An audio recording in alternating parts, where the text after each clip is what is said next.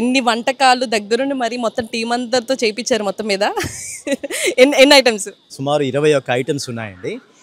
కాకపోతే నేను తెలంగాణ వాస్తవ్యుడిని కాను, నాది ఆంధ్ర సైడ్.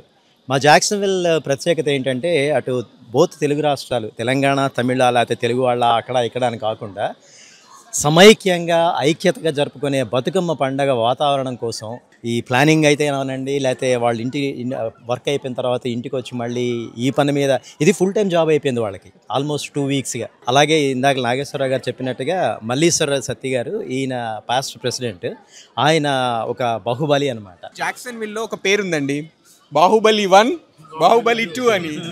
అంటే వీళ్ళు పని చేస్తుంటే మామూలుగా ఉండదు, ఏ పనైనా మీరు చేసుకొని.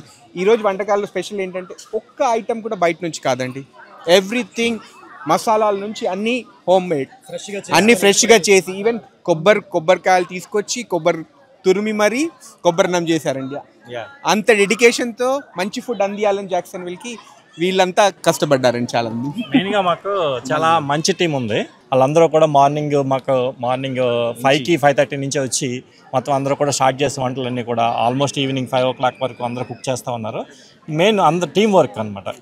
టీం వర్క్ చాలా బాగా చేశారు. అదే కాకుండా మాకు డెకరేషన్స్ కూడా అక్కడ చాలా బాగా డెకరేట్ చేశారు లేడీస్ అందరూ.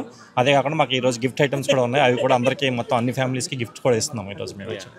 థ్యాంక్ యూ సో మచ్ అండి. చూసారు కదా, మంచి తెలంగాణ ఐటమ్స్ అన్నీ కూడా ఇక్కడ ఏర్పాటు చేశారు. సో బతుకమ్మ అంటేనే చాలా చక్కగా ఆడపడుచులందరూ ఆటపాటలతో జరిగే సందడి కాబట్టి ఇంతమంది మగవాళ్ళు ఆడవాళ్ళందరికీ సపోర్ట్ చేసి వాళ్ళ స్వహస్తాలతో వంట చేసి మరీ పెడుతున్నారు వచ్చిన అతిథులందరికీ.